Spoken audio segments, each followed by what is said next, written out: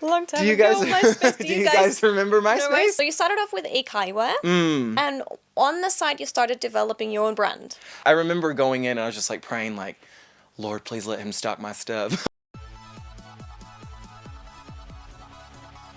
Hey guys and gals, this is Cathy Cat, and today we have a special guest. Please introduce yourself. Hey guys, my name is Brandon and I am the designer / creator artist of the brand Lactose Intoler-art. And today we are gonna talk about your life in Japan, or living in Japan, because a couple of you guys asked us a lot of questions, and hopefully together as a team we can answer a couple of them based on our experience living in Japan. When was the first time you came to Japan? The first time I came to Japan was in 2008. Was so excited because I grew up playing Super Nintendo like my whole life, and by the time I was a university student I was just like, I've gotta go there. So right, so how was it? An exchange you came with? Or? It wasn't. I actually came with my dad and stayed in Shinjuku, looking at all the lights, and I was like, oh, is this place real? This is insane. And the crows were crazy. Oh, the crows are huge. Right? Crows in Japan are like massive. I think they've mutated. I made some friends that were Japanese international students, and I would like stay at their homes or with the like a homestay family from before. Good way to kind of transition into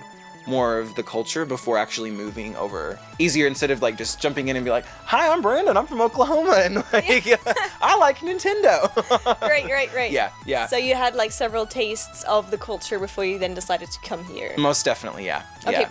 and what made you decide to come and move here? It just kind of transitioned from me like really being interested in art and illustration to being fascinated with Japanese street fashion when I was in high school, and then it all just kind of came naturally through the friendships that I made and developing my own brand. So when you came here, what was the first thing you came here with? Because that's a question we get asked a lot, like, how come you're living in Japan? You didn't start out as a designer first. No, I didn't. So I actually, when I first moved here, you mean, right? So I was working at an eikaiwa, which is like an English conversation school. English conversation school. That's the thing that I find most people come here Oh yeah, with, definitely, for who sure. are English native speakers. Yeah, for sure. I need to put the English native speakers in there because it's a lot harder for those who are not. It is. So you started off with eikaiwa, and on the side you started developing your own brand. When I was a graphic design student, I kind of wanted to focus my brand a little bit more into what I was feeling at the time, which led to me like doing stuff on MySpace.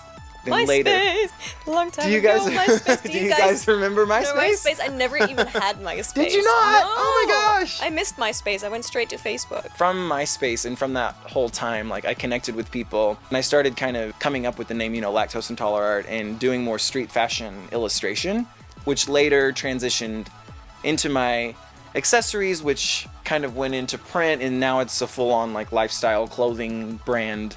Mostly after moving to Japan. So you did eikaiwa in daytime, at nighttime you worked on your company or your own brand. Yeah, or the other way around. Sometimes it would be like do some lessons at the eikaiwa from like 5:30 until like 11 p.m. and then I would be working on my own stuff, just like so inspired, especially in the beginning, until like 3 in the morning, and then I would wake up and I just like do it again. And building that following online, I think, really helped. So from then on, I kind of officially like made Lactose Intoler-art a brand from. Yeah. And your brand has been sold in stores here in Japan. It has, yeah. Oh, tell us. The first store that I sold in was, and I still sell there, is Hayato Chiri in Koenji. It's like fruits. Tune was like the men's one at the time. So when I was following everybody like on Tune and everything, I found Hayato Chiri. Like as a fan, I was like, this shop is amazing. I was a regular customer.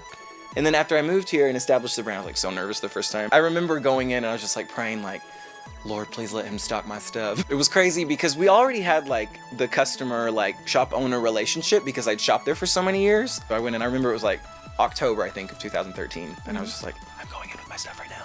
He was like, yeah, I think it's okay, whatever. I was like, yes, I was like crying. So after getting stock there, it led to being like at other stores. Like from Hayato Chiri, I had a gallery there, which led me to Parco later, which led to a thing at La Fore and then TBS. And then there's a shop in Singapore and in Osaka as well that carries some of my brands. So it all just kind of connected very organically over time. Yeah. By you actually like having the guts to go out and just go like, hey, this is my stuff. Yeah, how about it? So how did you deal with the language?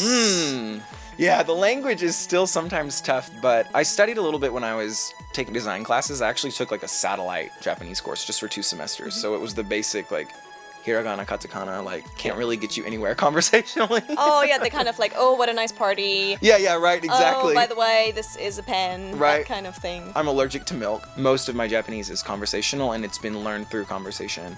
Right. So it's just by talking with people. Yeah, and again, kind of trying to go out of my comfort zone and making a fool out of myself a lot. But intentionally speaking with people that couldn't speak English, I think really helped a lot. I did work with a volunteer company after the earthquake before I had moved here. And I was working in HR, so like everyone at my table was Japanese at one point. And they were always speaking Japanese to each other, of course. And I was like, if I don't understand what they're saying, I'm not really gonna know what's going on. So I think that was the first stage where like it kind of jumped up to being a bit conversational. I was living with the host family at that time too, so that really helped. You did voluntary work? There was an organization in Tokyo that was like recruiting people from all around the world to go to Tohoku. Right. And I was like part of the recruiting HR team, and they were doing like care for the people that lived in, what are they called, like the temporary houses. There were a lot of elderly people that still didn't have homes, so they were just like knitting them things and like just going and like dancing or whatever talents people had from around the world. But I was mostly in the Tokyo office because I think up until that point I just had Japanese friends, and I was only thinking of Japan as like, you know, kind of this dream come true land. But to see people really hanging in there after so much suffering was really, really encouraging, and I think that was a really special aspect of the culture that people really didn't give up. So language-wise, how would you rate your Japanese right now? Oh my gosh, there's words that are thrown in every once in a while that aren't accurate, and my grammar can be all over the place because I have a very, you know, conversational based learning experience. But yes, having a conversation is usually okay.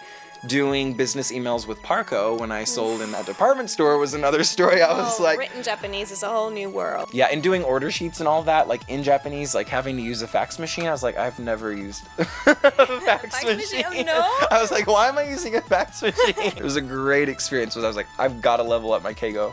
Yeah, for sure. Oh, yeah, polite Japanese is again a whole new world. Oh yeah, it was very scary, but it was a wonderful experience to do that. Living in Japan, have you had any difficulties? Anytime like you go abroad, like no matter what country you're from, there's always challenges because you're experiencing so many new things at like such a fast pace. So I think Japan, to be honest, still is like filled with daily challenges, but I think that also sometimes makes it interesting. I personally don't really want to just like have a white picket fence kind of lifestyle, like, you know, I look like an octopus today.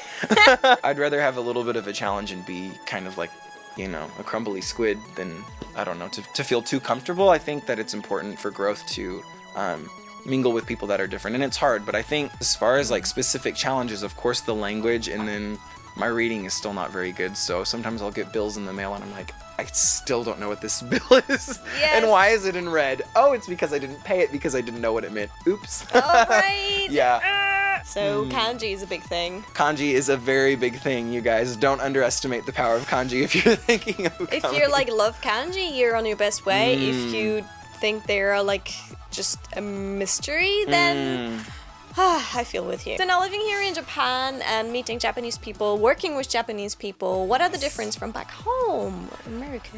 I mean, I think any country full of like so many people, there's going to be a big variety, especially in my neighborhood here. Every corner there's a different type of subculture or person, or like the pastel-haired grandma like carrying the pastel flowers and slowly staring at me with a smile. I'm like, you are precious, grandma.